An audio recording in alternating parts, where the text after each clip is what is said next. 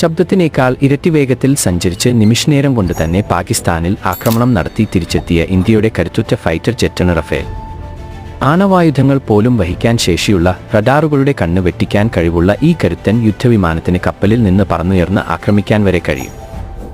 മണിക്കൂറിൽ 1912 കിലോമീറ്റർ വരെ വേഗത്തിൽ കുതിക്കാൻ റഫേലിന് സാധിക്കും.